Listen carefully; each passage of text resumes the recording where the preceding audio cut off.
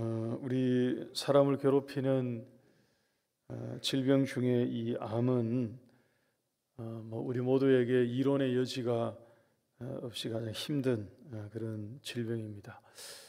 통계를 보니까 이 암 발병률이 해마다 조금씩 계속 높아지는 것 같습니다.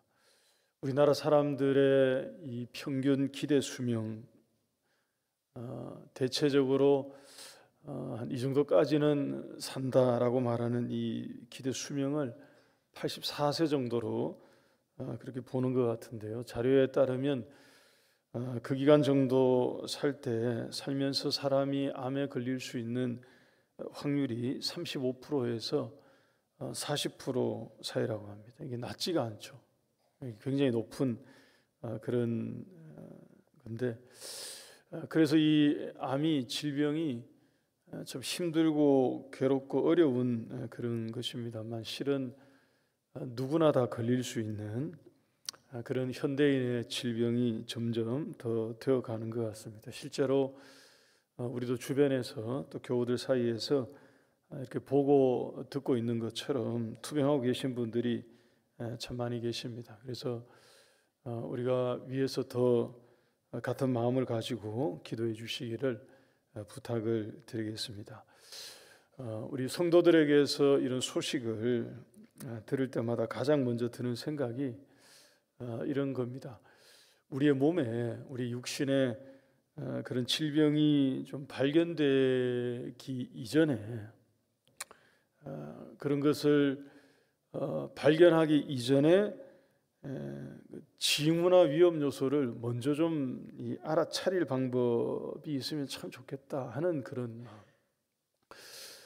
정말로 그것을 딱 이렇게 우리 눈으로 확인하고 발견됐다라고 말하기 이전에 그런 위험 인자를 먼저 알아차릴 수 있는 그런 게 없을까 하는 안타까움이 늘 있습니다.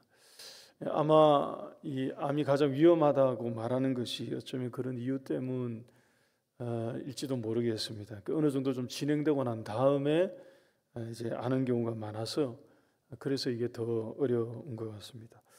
오늘 이 말씀은 사실 그런 암에 관한 얘기는 아닙니다. 솔로몬에 대해서 이 사장의 내용은 이 좋은 이야기입니다. 그것도 가장 좋은 그런 이야기입니다.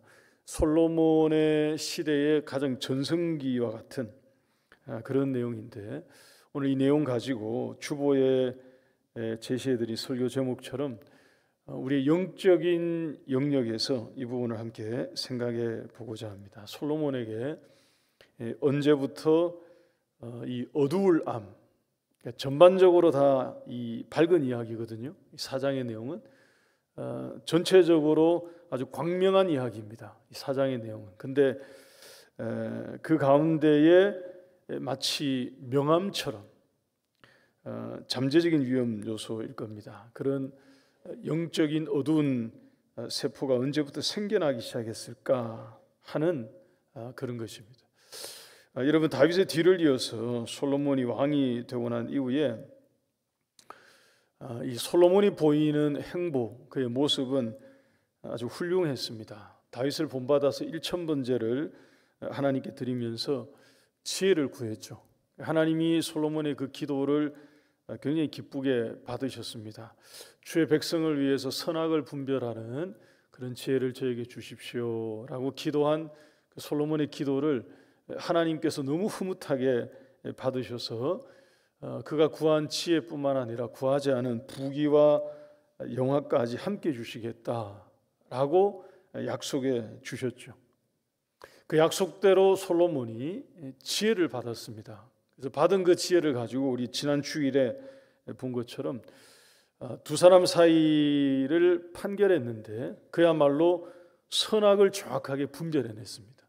이 놀라운 판결이었죠. 두 여인 사이에 있는 애매하고 어려운 그 문제를 솔로몬이 지혜를 가지고 무엇이 선이고 무엇이 악인지 확연하게 분별해 주었습니다. 사람들이 깜짝 놀랐죠.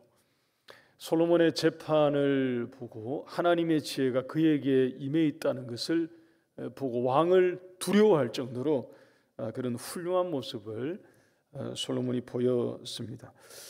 이 사장의 내용은, 오늘 본문 사장의 내용은 그의 그런 지혜로운 통치가 계속 이어지는 내용입니다. 이 사장을 크게 두 부분으로 나눌 수 있는데요. 1절에서 19절까지의 내용은 내각을 세우는 장면입니다. 행정 조직을 갖추고 솔로몬 왕국의 이 체계를 갖추는 그런 부분이고요.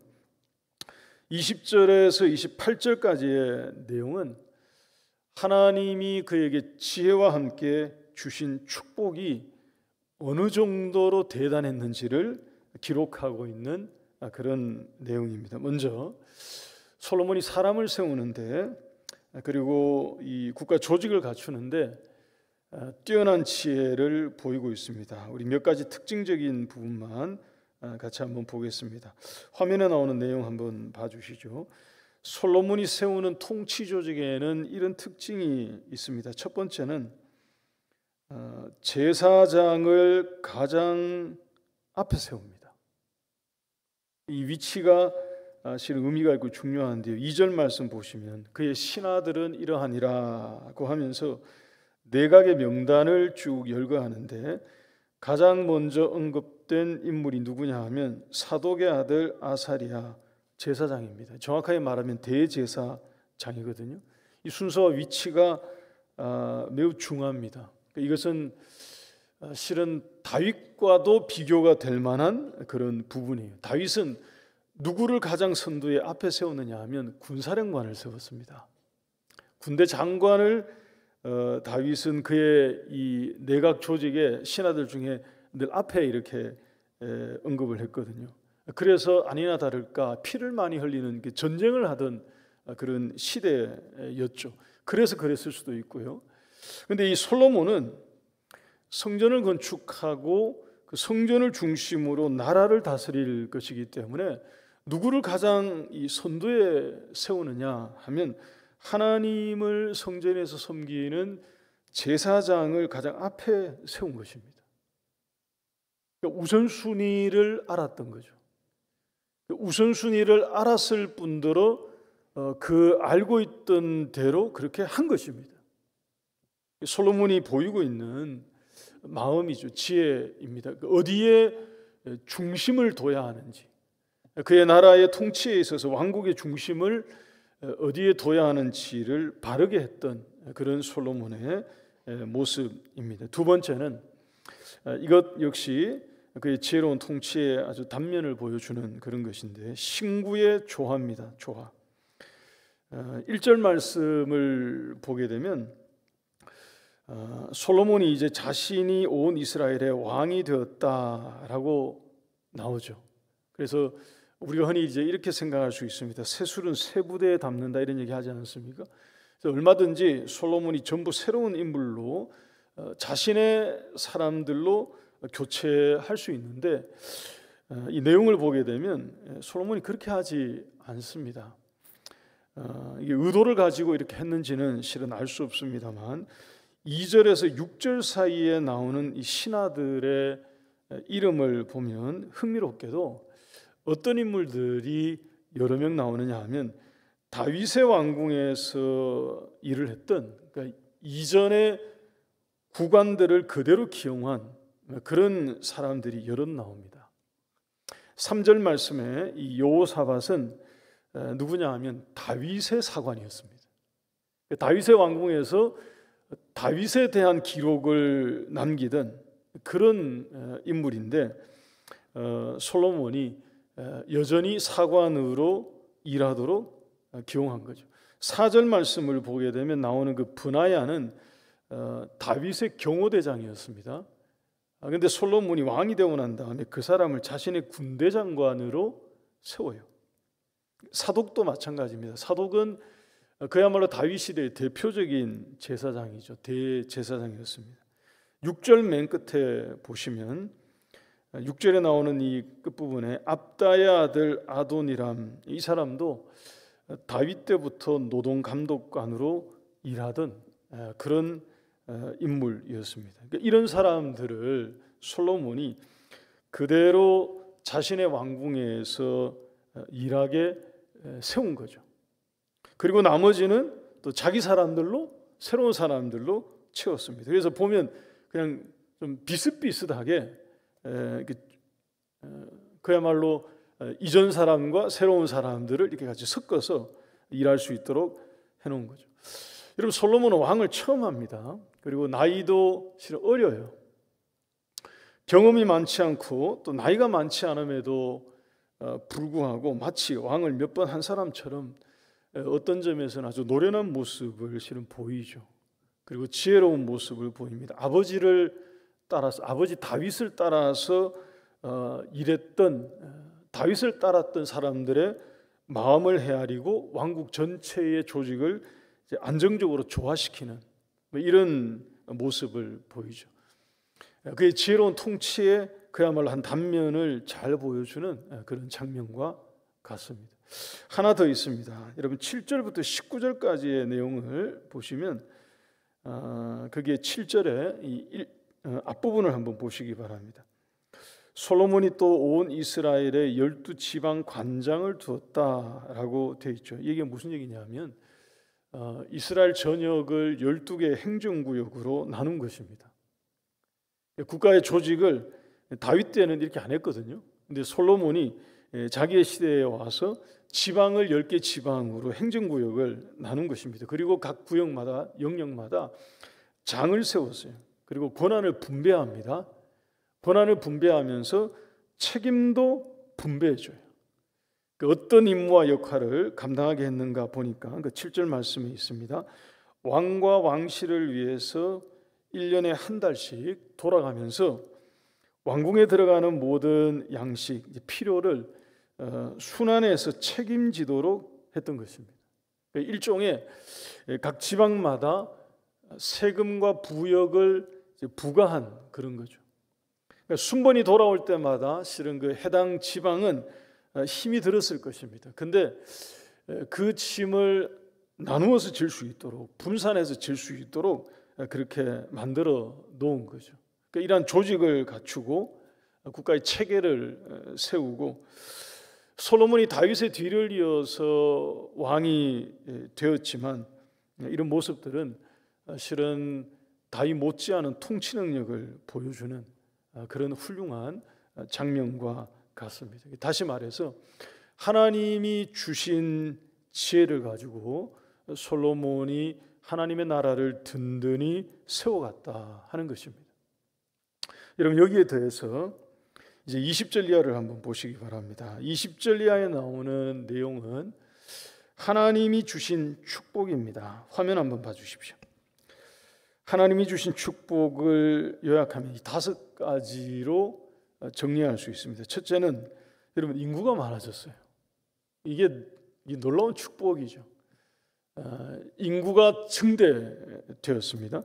두 번째는 영토가 넓혀졌어요. 확장되었습니다. 세 번째는 솔로몬 시대의 경제적인 풍요가 굉장했음을 기록하고 있습니다. 네 번째는 전쟁이 없는 평화의 시대를 구가했습니다. 이 너무 비교가 되죠. 다윗 시대 때는 전쟁이 없는 날이 없을 정도로 늘 전쟁하던 그런 때였는데 솔로몬 때로 넘어와서 그 땅에 평화가 임한 그런 것입니다. 다섯 번째는 나라가 강한 나라가 되었습니다. 여러분, 이 5가지는 우리가 딱 보는 순간에 대번에 알 수 있는 것처럼 지금도 현대 국가에서도 아마 모든 나라들이 가지고 있는 부국 강병의 꿈일 것입니다. 이 5가지를 이룰 수 있다면 뭐 더할 나위 없이 큰 그런 축복이죠. 비전이죠. 비전. 모든 통치자의 비전일 것입니다. 그런데 하나님이 솔로몬에게 그에게 주신 지혜와 함께 이런 축복들을 주신 것입니다. 그래서 이 5가지를 다 갖춘 거죠. 솔로몬 시대. 우리 말씀 한번 보겠습니다. 제가 짧게 한번 언급하고 지나갈게요. 20절 보시기 바랍니다. 유다와 이스라엘의 인구가 바닷가의 모래처럼 많게 되었다고 되어 있죠. 표현입니다만 그 정도로 증대되었다는 거죠. 21절 보십시오. 영토가 나오는데 블레셋뿐만 아니라 애굽의 경계까지 내려와서 넓혀졌다고 되어 있습니다. 22절과 23절을 보면 말씀드린 것처럼 나라의 경제적인 이 부요함이 상당했음을 표현하고 있습니다. 24절과 25절 말씀 보시면 솔로몬이 주변에 있는 여러 나라들을 다스리게 되므로 그들 사이에 평화를 누리고요, 또 평안하게 살았다라고 되어 있습니다. 그리고 26절 말씀에서는 군사력을 보여주죠. 여러분, 전쟁이 없는 평화 시대인데 솔로몬이 가지고 있는 병거의 말수와 마병의 숫자가 수만이 될 정도로 부강한 나라를 세웠던 그런 것입니다. 이 모든 것이 축복이죠. 하나님이 그에게 주신, 약속해 주셨고 또 약속대로 주신 부와 영광, 영화, 이런 것이었습니다. 근데 여러분, 이제 같이 나누고 싶은 얘기가 뒤따라 나옵니다. 이렇게 훌륭하게 솔로몬의 왕국이 출발했어요. 그리고 사장에 나오는 이 내용은 서두에 말씀드린 것처럼 그야말로 전성기 때의 모습을 집약해 놓은 것입니다. 더할 나위 없이 좋은 그런 하나님의 은혜와 은총 가운데 솔로몬의 나라가, 왕국이 든든해졌었는데, 근데 여러분,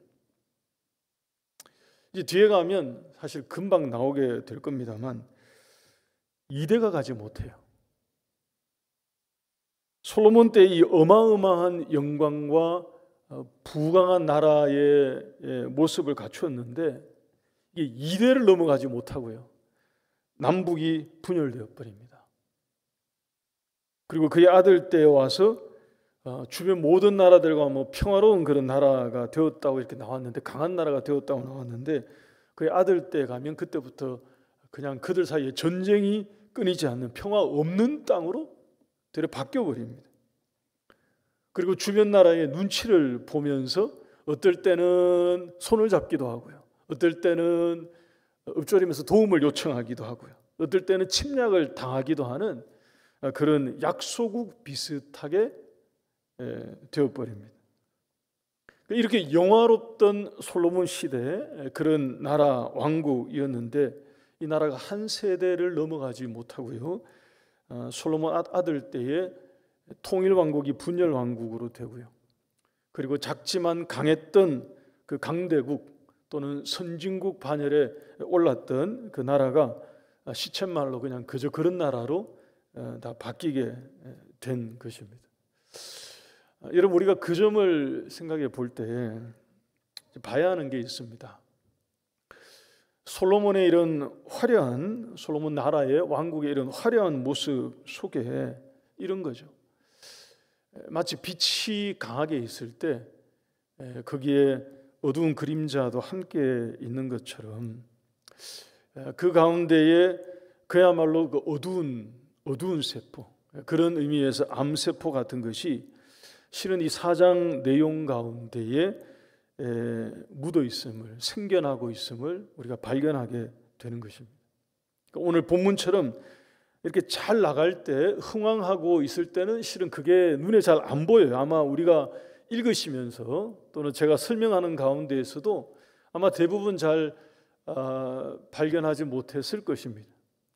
이런 시대 때는 이런 게 눈에 안 들어와요. 그러니까 안 보이는 거죠.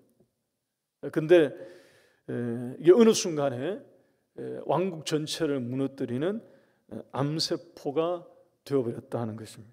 그래서 오늘 이 본문 안에 있는 그런 소위 말해 잠재적인 어떤 그 위험 인자와 같은, 감추어져 있고 숨어 있지만 그러나 이 최전성기를 구가하고 있던 이런 이 광명한 때에도 마치 어두운 그림자처럼 그런 것이 드리워져 있는 부분이 어떤 것인지를 우리가 미리 같이 나누면서 우리 자신을 한번 돌아보고 적용해 볼 수 있기를 원합니다. 먼저 두 가지를 발견하게 됩니다. 하나는 여러분, 앞에서 말씀드린 것처럼 솔로몬이 12개의 행정구역을 나눴습니다. 나라 전체에. 권역별로 장을 세워서 책임도 주면서 또 역할과 임무를 부과했죠. 왕실을 섬기는 임무를 부과했습니다. 근데 여러분, 그 부분 한번 보시면 8절부터 18절, 19절까지의 내용을 이렇게 한번 쭉 보시면 그게 지파의 이름들이 쭉 열거되어 있을 겁니다. 8절에 보면 에브라임 이름부터 나오죠. 그 다음에 쭉 넘어가서 18절 보시면 베냐민까지 이 지파의 이름들이 나오거든요. 심지어 19절 말씀 한번 보십시오. 모세 시대의 요단 동쪽에 남아서 그 땅이 이스라엘로 편입되었던 곳입니다. 근데 거기까지도 실은 언급이 돼요. 그 지파까지도 실은 언급이 되는데, 근데 한 지파의 이름이 여기 빠져 있습니다. 이 지파는 빼먹을 수 없는 지파예요. 실은 우리가 너무 잘 알고 있는, 너무 많이 들어서 알고 있는 한 지파가 빠져 있습니다. 혹시 어느 지파가 빠진 걸로 보이십니까? 유다 지파가 여기에 열애되어 있습니다. 여러분, 솔로몬이 팔이 안으로 굽어서 그랬는지 아니겠습니다만 그래도 팔은 자연스럽게 안으로 굽으니까요. 자기의 지파인이 유다 지파 또는 자기의 왕궁이 있는 유다와 예루살렘 여기를 좀 생각해서 그랬는지는 모릅니다만 결과적으로 드러나 있는 이 내용을 보게 되면 그 유다 지파가 이 역할에서 열애되었던 것입니다. 여러분, 이 4장에서는 말씀드린 것처럼 이게 눈에 잘 띄지 않아요. 그냥 지나칠 수 있는 부분입니다. 바꿔 말하면 별로 문제되지 않아 보이죠. 누구도 문제 삼지 않을 것 같고요. 전체적으로 보면 다 괜찮습니다. 솔로몬의 나라가 아주 부강한 나라로 흥황하고 있을 때 이게 눈에 잡히지도 않고요. 사람들이 다 괜찮게 다 살았고 또 받아들였고 한 것으로 보이는데 이게 언제 문제가 되느냐 하면 솔로몬이 죽고 난 이후에 나라가 남쪽 유다와 북쪽 이스라엘로 나누어지는데 바로 이것이 주요한 원인이 되었습니다. 유다 지파를 제외한 다른 지파 사람들이 왜 우리에게만 무거운 멍에를 지었느냐라고 하면서 북이스라엘 사람들이 들고 일어난 거예요. 그래서 그들이 다른 나라를 세워버린 거죠. 여러분, 이게 남유다와 북이스라엘이 나누어지게 되는 이게 발단과 같은 그런 것입니다. 열왕기상 12장 4절 말씀을 한번 보시기 바랍니다. 제가 한번 읽어드리겠습니다. 왕의 아버지가, 여기서 왕의 아버지는 솔로몬을 가리킵니다. 여로보암이, 북이스라엘의 대표격으로 등장한 여로보암이 솔로몬의 아들인 르호보암에게 얘기하는 거예요. 왕의 아버지가 우리의 멍에를 무겁게 했다는 거예요. 무겁게 했지만 왕은 이제 왕의 아버지가 우리에게 시킨 그 고역과 매우 무거운 멍에를 가볍게 하소서. 그렇게 하시면 우리가 왕을 섬기겠나이다. 그러니까 결국에는 이게 문제로 터진 거죠. 유다를 제외하고 다른 지파들이 1년에 한 달씩 돌아가면서 왕실을 섬기게 했으니 이것을 하는 동안에 여러분, 작은 지파는 얼마나 힘들었겠어요. 그 나머지 지파들 중에서 조금 상대적으로 열악한 지파는 정말 힘들었을 것입니다. 한 달 동안 왕과 왕실과 왕궁에 필요한 모든 것들을 다 공급해야 되니까 힘들었을 거예요. 근데 그 기간 동안에 마음 가운데 생겼던 불평 또는 유다 지파에 대한 견제, 불편한 마음, 이런 분쟁의 씨앗이 자라고 실은 있었던 그런 거죠. 말씀드린 것처럼 여러분,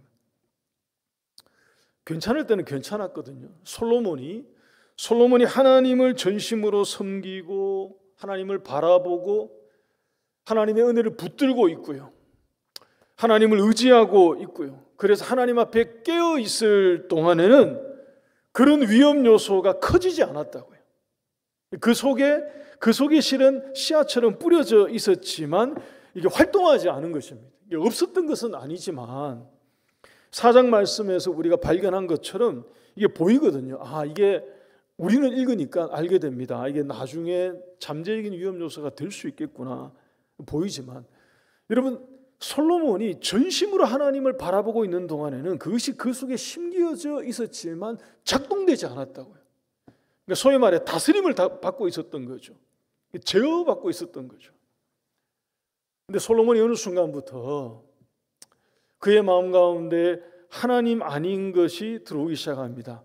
자기가 결혼했던 아내들을 통해서 이방 우상들이 들어오고요, 애굽의 우상들이 들어오고요, 다른 나라의 이방 신들이 들어와서 눈에 툭툭 보이기 시작하고요, 마음이 그쪽으로 쏠리기 시작하고요, 흔들리기 시작하는 거죠. 이런 균열된 마음이 솔로몬 안에서 일어나기 시작할 때부터 그 가운데 들어있던 위험 요소가 고개를 들기 시작하는 거죠. 그 이전까지는 하나님의 은혜를 전심으로 바라보고 솔로몬이 하나님이 주신 그 지혜를 가지고 하나님을 섬기며 하나님을 구하고 있을 동안에는 그런 위험 요소들이 문제로 터지지를 않았는데, 제어를 당하고 있었는데, 어느 순간부터 이 문제가 일어나기 시작한 것입니다. 커진 거죠. 붉어진 거죠. 하나 더 보겠습니다. 여러분, 오늘 본문 22절과 23절 말씀 한번 보십시다. 4장 22절과 23절 말씀, 이 두 절도 보시면 솔로몬의 하루의 음식물을 소개하고 있죠. 가는 밀가루 30고르. 여기 고르는 단위입니다. 단위. 우리가 한 석, 두 석 이렇게 말할 때, 그러니까 30석, 굵은 밀가루 60석, 살찐 소가 10마리, 하루 양식입니다. 초장의 소, 또 양 100마리, 수염소, 노루, 암사슴, 살찐 새들. 여러분, 이걸 하루에 다 먹었을까요? 그러니까 왕궁에 일하는 사람들이 많았다는 것을 다 감안해도 너무 과하죠, 이게. 26절 말씀도 보십시오. 26절에 나오는 이 내용, 그가 보유한 병거의 말에 숫자가 있습니다. 그 다음에 마병의 숫자도 나오죠. 이게 다 의미하는 바가 큽니다, 여러분. 22절, 23절 또 26절에 나오는 이런 내용이 의미하는 바가 커요. 신명기를 보게 되면 우리가 여러 차례 말씀 나누었습니다만, 하나님이 모세에게 훗날에 이스라엘 사람들이 왕을 요구해서 왕을 세우게 되면 왕이 될 자는 이러이러한 것을 주의하라라고 주의를 주신 내용에 실은 다 해당되는 내용이에요. 힘을 크게 갖지 말 것, 그 다음에 소유와 부를, 물질을 크게 갖지 말 것, 이런 것들을 하나님이 다 경고처럼 들려주신 말씀이었습니다. 바꿔 말하면 이런 것도 위험 인자로 실은 솔로몬의 이 영광 가운데, 큰 부귀와 영화를 누리는 이 가운데에 실은 우리의 눈에는 걸리거든요. 어느 순간에 이게 사치로, 그리고 어느 순간에 하나님을 떠나게 만드는, 더 떠나게 만드는 그런 것으로 다 바뀝니다. 여러분, 한 번 더 말씀드립니다. 솔로몬이 흥황하고 있을 때는 이게 문제가 안 됐다니까요. 하나님의 은혜 가운데에 그가 바르게 서 있는 동안에는, 하나님의 큰 축복 가운데 있을 동안에는 이게 문제로 바뀌지 않았다고요. 그냥 솔로몬이 누린 부귀와 영화구나 하고 그냥 넘어갈 수 있습니다. 근데 어느 순간부터 그의 마음이 하나님에게서 멀어지고 또 달라지는 것이 생기고요, 그의 눈길을 딴 곳으로 돌리고요, 마음을 딴 곳으로 돌리고 하기 시작하니까 잠재되어 있던, 그게 감추어져 있던, 실은 이게 징후인데요, 이 징조와 같은 것인데요, 이런 것이 그 문제로 다 터지기 시작한 것입니다. 바꿔 말씀드리면, 한 문장으로 말씀드리면 이런 것입니다. 그럴 때가 되니까 그가 받은 그 축복이 어느 순간부터 독초와 같은 그런 것으로 바뀌기 시작했다 하는 것입니다. 교회 여러분, 우리가 오늘 이 말씀, 현재 우리 각자의 모습에 한번 비춰볼 수 있기를 바랍니다. 솔로몬이 구가했던 이 최고의 전성기에 오히려 그 속에 엿보였던 이런 위험 요소가 이와 같은 것이 내 속에는 또 내 삶에는 우리 가운데는 없는지 돌아볼 수 있기를 바랍니다. 우리가 생각해 봐야 합니다. 솔로몬이 정말로 잘 나가고 괜찮을 때는 이런 게 들어와 있었지만 실은 문제가 안 됐다니까요. 왜냐하면 하나님의 은혜 가운데 머물고 있었으니까요. 하나님의 축복 가운데 머물고 있었으니까 그런 위험 요소들이 통제받고 있었던 것입니다. 마치 우리의 육신의 몸으로 비유하자면 이런 것입니다. 사람이 나이가 들어서 노화가 진행되면 우리의 몸에 좋지 않은 나쁜 세포들 이런 것이 다 그래도 툭툭 생기지 않겠습니까? 여러분, 약한 부분이 생기겠죠. 그래도 전체적으로 우리의 몸을 강건하게 유지하고 있으면 강건한 우리의 육신의 건강이 약한 부분들을 사실 억제하고 있는 거죠. 그게 큰 문제로 터지지 않도록 다스리고 있는 거죠. 우리 영적인 부분이 오늘 이 말씀이 보여주고 있는 게 바로 그런 점입니다. 솔로몬이 하나님의 은혜와 은총 가운데 하나님이 주시는 것으로 그런 흥왕한 시대를 살고 있는 동안에는 이런 위험 요소들이 보임에도 불구하고 문제로 터지지 않았다고요. 제어되고 있었던 거죠. 근데 뒤에 가서 솔로몬의 마음이 약해지고요, 달라지고요, 멀어지고요, 눈길이 다른 곳으로 돌려지고요, 마음 가운데 다른 것으로 서서히 채워지기 시작하니까 잠재되어 있던 이런 위험 인자들이 그야말로 암세포로 발전해서 다 터져 나오는 것과 같은 이런 것이죠. 활동하기 시작했는 거죠. 29절 말씀 끝으로 한번 보십시오. 29절 우리 같이 한번 읽읍시다. 29절은 시작.